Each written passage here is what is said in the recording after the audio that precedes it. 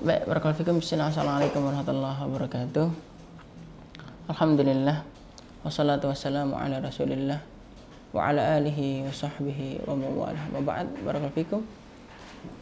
Kita sekarang ke istri Nabi yang terakhir, yaitu Maimunah bintul Harith. Nah, sebenarnya ada dua pendapat ya. Bisa jadi yang terakhir itu bukan Maimunah gitu, tapi Maria Al-Qibtiyah. Tapi itu pendapat ya. Tapi rata-rata ulama mengatakan ya terakhir itu Maimunah gitu. Jadi ini Maimunah ini adalah istri Nabi yang terakhir, dan setelah Maimunah tidak nikah lagi gitu. Dan umur Nabi ketika itu 57 tahun. Nah setelah itu udah nggak nikah lagi ya. Jadi ini udah endingnya. Oke, Maimunah namanya binti Harith. Ayahnya adalah Harith bin Huzan bin Bujair bin Huzan bin Hazm bin Ruwaibah bin Abdullah bin Hilal bin Amir. Jadi yang biasa disebut dengan Bani Hilal. Nah, istri Nabi SAW yang dari Bani Hilal juga adalah Zainab binti Huzaimah gitu. Jadi Zainab binti Huzaimah ini masih saudara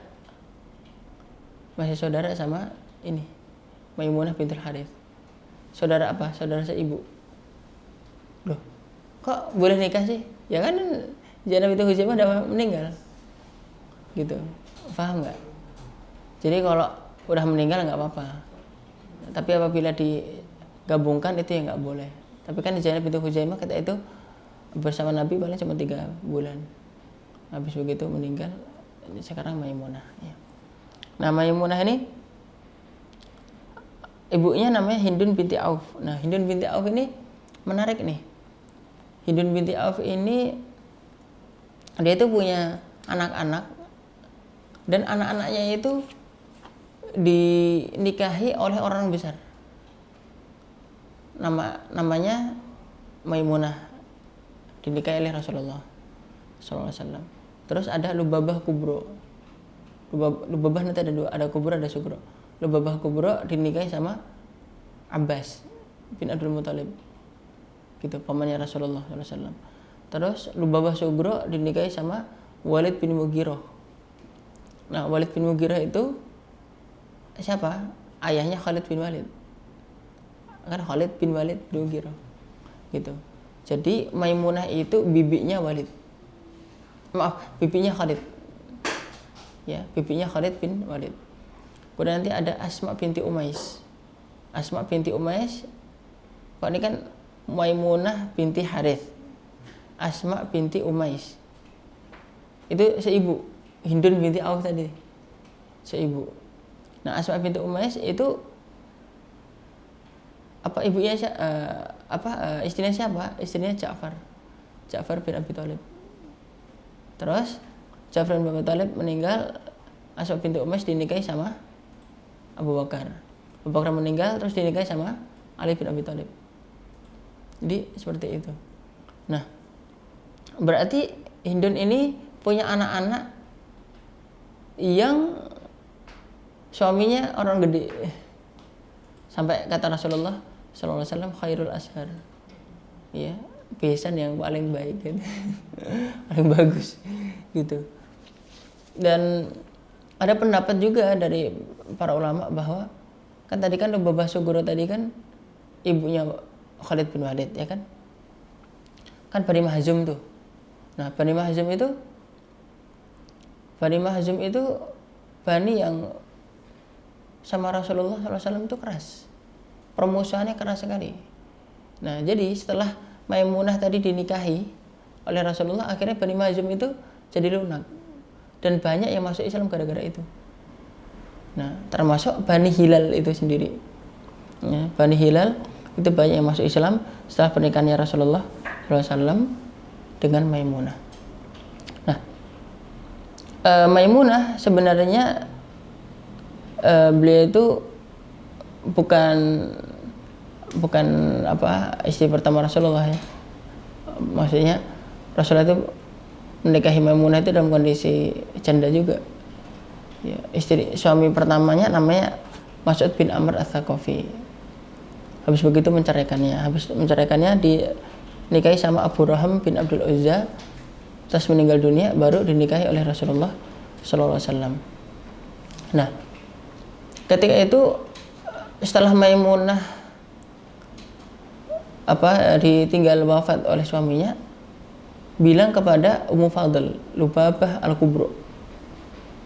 Ya, Ummu Fadl ini kunyahnya Lubabah Al-Kubra. Siapa Lubabah Al-Kubra? Istrinya Abbas. Nah, kata Maimunah, udahlah untuk urusan nikah aku serahkan aja kepada Ummu Fadl. Gitu.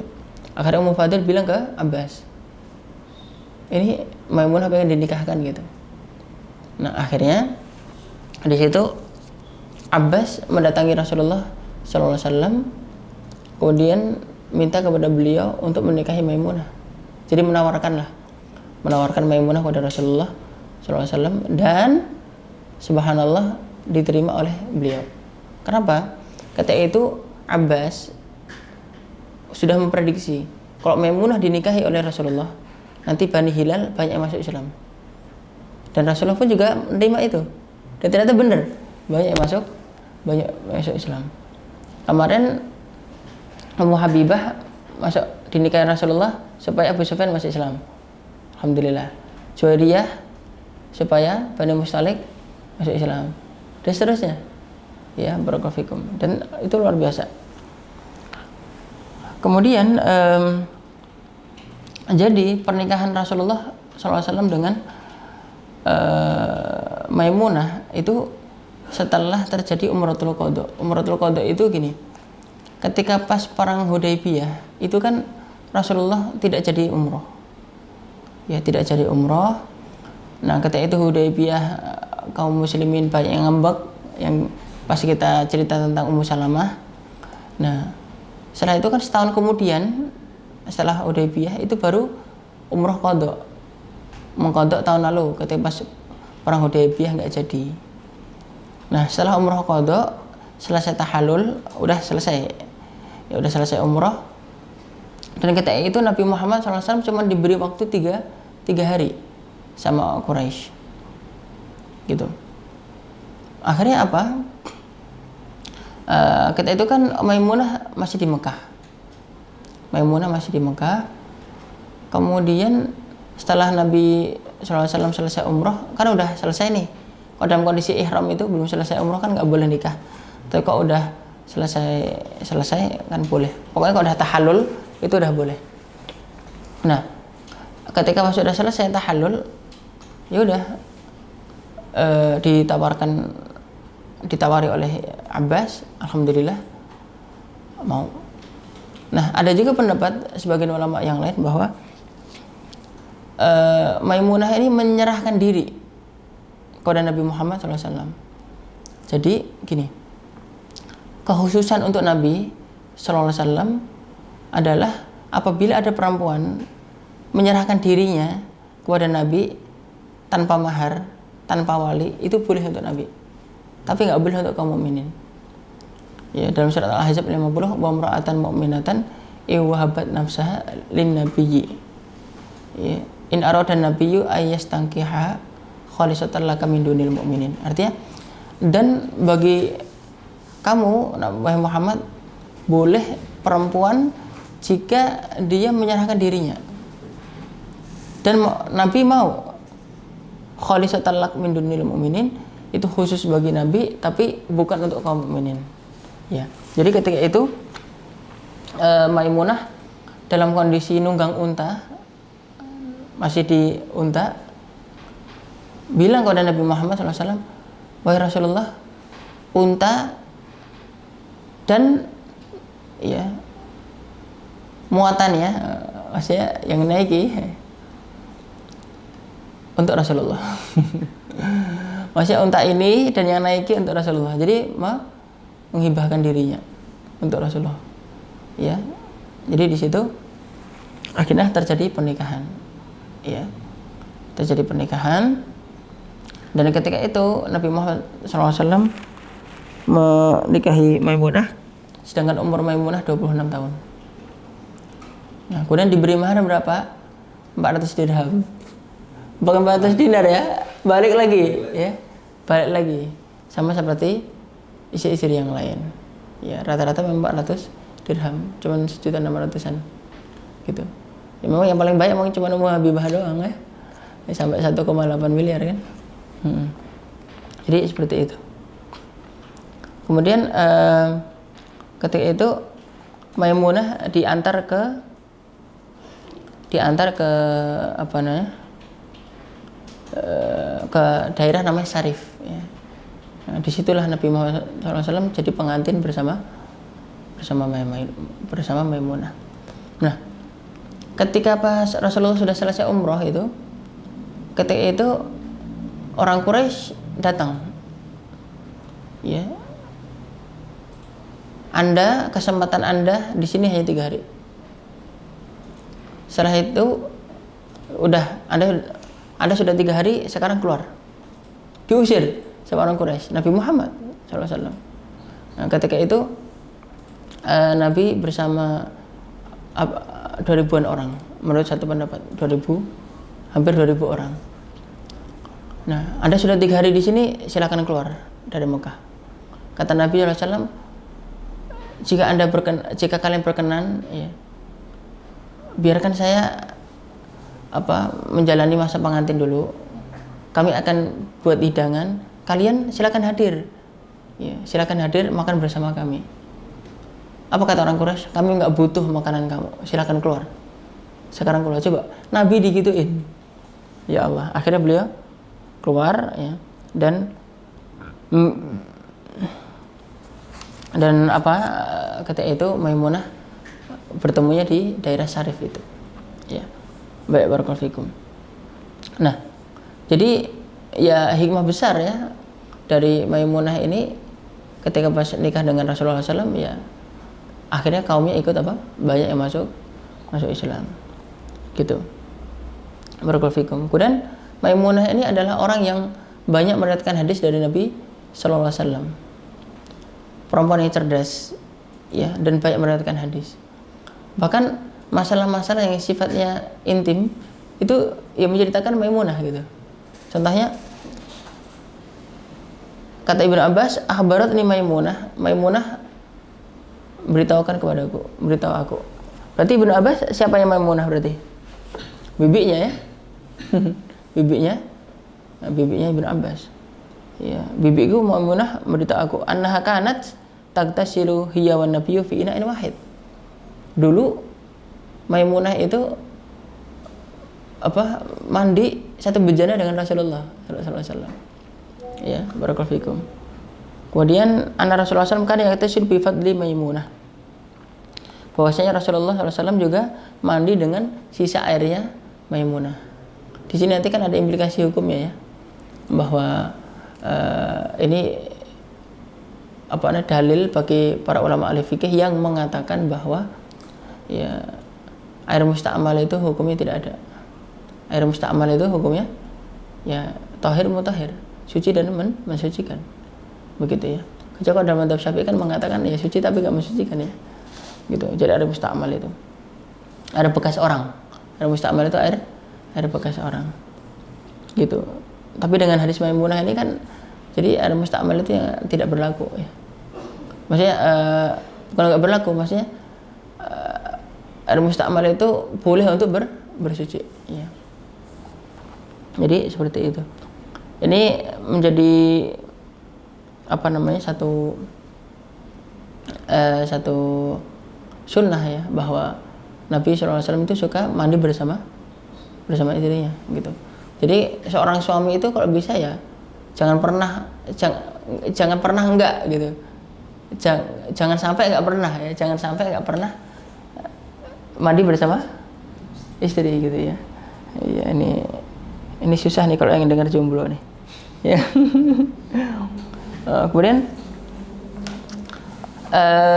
Maimunah itu pernah memerdekakan budak miliknya, tapi belum izin kepada Rasulullah SAW.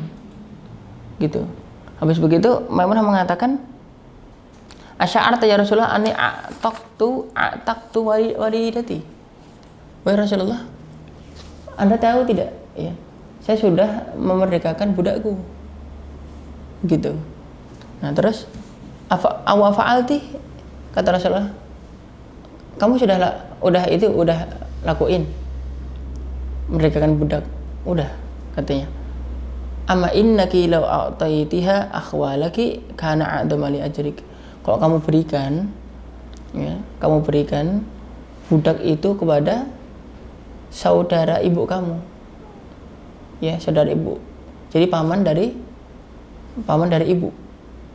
Ya, itu akan lebih banyak pahalanya. Nah, di sini ini menunjukkan bahwasanya Maimunah itu orang yang dermawan. Apa? Suka merdekakan budak. Tapi nggak izin, nggak musyawarah dulu sama Rasulullah. Nah, kan nggak musyawarah dulu kan pasti akan ditunjukkan mana yang lebih baik. Ya, ternyata yang lebih baik adalah apa? Menghadiahkan budak kepada paman dari jalur ibu. Ini juga menjadi satu pelajaran penting ya, bahwa memperhatikan paman dari jalur ibu itu sangat penting. Apalagi jika mereka adalah orang yang tidak punya. Begitu. Kemudian seseorang itu jika memiliki harta, kemudian dia bersedekah tanpa, seorang istri ya, memiliki harta, bersedekah tanpa sepengetahuan suami, itu hukumnya boleh. Gitu. Misalkan sering ada pertanyaan begini pada saya, Ustaz, saya ngasih ke orang tua saya tanpa sepengetahuan suami saya, boleh nggak? Hukumnya dua. Kalau memang harta itu harta suami, maksudnya uang belanja dari suami, nggak boleh. Tapi kalau dari hasil sendiri, baik hadiah, karena kerja, karena apa, karena warisan dan seterusnya, tanpa sepengetahuan suami, nggak apa-apa. Gitu ya. Barakallahu fikum. Jadi barakallahu fikum. Kemudian Maimunah juga orang yang cerdas sekali, dan ketika pas para sahabat, kata itu pada hari Arafah. Jadi pada hari Arafah sedang dalam kondisi wukuf. Kalau hari Arafah kita disunahkan apa? Puasa Arafah kan? Karena puasa Arafah itu menghapuskan dosa setahun sebelum dan setelah. Begitu. Jadi menghapuskan dosa 2 tahun. Kemudian kalau orang yang sedang haji, boleh nggak berpuasa? Enggak lah. Nah, jadi kalau jadi itu sunnah itu bagi siapa? Bagi ya para orang-orang yang non haji. Kok bagi orang yang haji sedang wukuf, itu justru apa? Suruh makan, suruh minum, supaya apa? Kuat dzikirnya. Nah, ketika itu para sahabat ragu-ragu, ini Arafah, Rasulullah puasa nggak ya? Akhirnya ketika itu Maimunah kan cerdas. Gimana ya? Udah, saya kirimin aja susu. Akhirnya dikirimi susu sama Maimunah. Di situ beliau minum, dilihat oleh para sahabat, oh berarti nggak puasa. Jadi pakai trik ya. Jadi kecerdasan Maimunah luar biasa. Barakallahu fikum. Jadi seperti itu. Kemudian apa komentar Aisyah radhiyallahu anha kepada tentang Maimunah? Jadi ketika pas Maimunah wafat itu, kata Aisyah radhiyallahu anha apa? Dhahabat wallah Maimunah. Demi Allah, Maimunah sudah pergi, maksudnya sudah meninggal. Ama annaha kanat min atqana lillah. Dahulu Maimunah itu orang yang paling bertakwa di antara kami. Ya. Wa ausalina lirrahim. Dan di antara kami itu yang paling kuat menyambung silaturahmi itu ya Maimunah. Luar biasa ya. Masya Allah. Jadi ya, seperti itu. Kemudian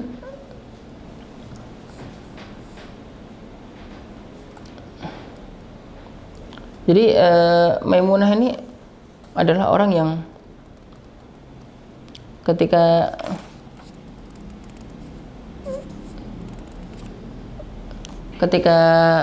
suatu ketika ya, Maimunah ini absarat habbata rumman fil ard. Jadi ada satu biji delima jatuh di tanah. Kemudian itu fa akhadatha, lalu diambil sama Maimunah. Wa qalat innallaha la yuhibbul fasad. Ya, dia berkata sesungguhnya Allah tidak menyukai kerusakan. Jadi ketika ada satu biji delima diambil dimakan. Kenapa? Jangan sampai mau membadirkan makanan. Coba bayangin, istri Nabi loh ya, seperti itu ya, Allahu Akbar. Kemudian Maimunah juga orang yang tegas. Suatu ketika ada salah seorang kerabat Maimunah datang ke rumah Maimunah, tapi Maimunah mencium bau khamr. Ya, pilihan dari Maimunah gini, ada dua pilihan. Pertama, kamu minta kaum muslimin mencambuk kamu, ya, dan kamu boleh lagi datang ke rumah saya. Atau kalau enggak, keluar dari rumah saya selama-lamanya, enggak usah datang ke sini lagi. Coba bayangin, tegas sekali ya, masya Allah, tegas sekali. Jadi seperti itulah Maimunah. Ini saya rasa kisah ketegasan ini jika dilihat dari isi-isi yang lain kayaknya nggak setegas ini ya. Ya gitu. Ini kayaknya kokoh banget. Masya Allah. Baik, barakallahu fikum. Kemudian suatu ketika Rasulullah SAW duduk bersama Ibnu Abbas, kemudian Khalid bin Walid dan seorang perempuan. Nah terus Rasulullah itu diantarin ada satu bejana. Nah di bejana itu ada daging. Ternyata daging apa? Endop. Tahu endop enggak? Endop itu kadal gurun, ya, kadal gurun, kadrun. Kadal gurun. Ya, kadal padang pasir. Nah, itu endop itu hukumnya halal. Ya, hukumnya halal karena makannya apa? Itu herbivora itu. Karena kadal kan herbivora. Tapi Rasulullah itu nggak suka makan daging kadal, itu nggak suka gitu. Pernah suatu ketika beliau disuguhi di satu tempat, disuguhi, beliau nggak mau. Nah ketika pas saat itu ada Khalid, ada Ibnu Abbas, ada satu orang perempuan, dan Maimunah ketika itu kan udah berfirasat nih, pasti Rasulullah nggak mau makan daging endop ini. Kata Rasulullah, ketika Rasulullah mau nyiduk, mau makan, dikasih tahu, wahai Rasulullah, itu daging kadal. Itu kadal itu. Akhirnya beliau nggak mau. Saya nggak mau makan. Silahkan kalian yang makan. Akhirnya Khalid ibn Abbas makan. Gitu. Sedangkan Maimunah ketika itu mengatakan, aku tidak akan makan sesuatu yang tidak dimakan oleh Rasulullah. Iya, bukan berarti haram ya. Nah, tapi memang Rasulullah tidak suka. Kemudian selain pribadi yang cerdas, tegas, dan ternyata mujahidah, ya, mujahidah. Jadi Maimunah itu ternyata satu-satunya koordinator pertama wanita mujahidah. Jadi dialah yang mengkoordinasi perempuan-perempuan untuk ikut jihad. Ya, tugasnya apa? Tugasnya ngasih minum para mujahidin, masak, memperbaiki atau menyiapkan panah-panah. Nah, pas perang Tabuk, Maimunah ikut. Beliau menjadi ketua regu. Nah, terus pas perang Tabuk itu kan banyak panah, ribuan panah yang menyerang kaum muslimin. Terus salah satunya mengenai tubuh Maimunah, kena, dan dengan panah itu akhirnya terluka, berdarah, hampir meninggal Maimunah. Tapi kemudian alhamdulillah Allah berikan panjang umur ya, dan setelah itu sembuh. Jadi Allah sembuhkan. Barakallahu fikum. Kemudian Maimunah orang yang salah satu istri Nabi yang meriwayatkan sampai 76 hadis. Jadi Maimunah ini punya murid-murid. Abdullah bin Abbas, Abdullah bin Shaddad, Ubaid bin Sabak, Abdurrahman bin Sa'ib, Yazid bin Asom, Quraib, Maula ibn Abbas, kemudian Sulaiman bin Yasar atau bin Yasar. Jadi banyak ulama tabi'in yang belajar kepada Maimunah radhiyallahu anha. Oke, terakhir wafatnya. Nah, wafatnya Maimunah ini menarik. Nah, wafatnya Maimunah menarik. Jadi kalau istri-istri Nabi rata-rata wafatnya di mana? Di Madinah. Di kuburnya di Baqi'. Ummu Habibah kemarin dipakai. Bahkan Aisyah radhiyallahu anha dipakai. Ummu Salamah dipakai. Banyak di Baqi'. Ya. Tapi kalau Maimunah di mana? Di tempat di mana beliau menjadi pengantin bersama Rasulullah SAW di tadi Syarif tadi. Jadi Maimunah tinggalnya di mana? Tinggalnya di Mekah. Ketika di Mekah akhirnya sakit. Ketika pas sakit itu mengatakan, sesungguhnya Rasulullah sudah bersabda bahwa aku tidak akan mungkin meninggal di Mekah, bahwa aku keluar dari Mekah. Akhirnya mereka membawa keluar kemana? Ke Syarif tadi.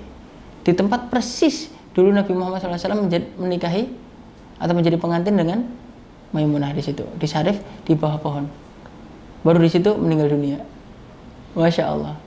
Dikuburkan oleh para sahabat dan para tabiin, ya, dan yang turun menguburkan Ibnu Abbas. Ya, Ibnu Abbas. Jadi keponakannya sendiri. Ya, Masya Allah. Jadi seperti itu. Kemudian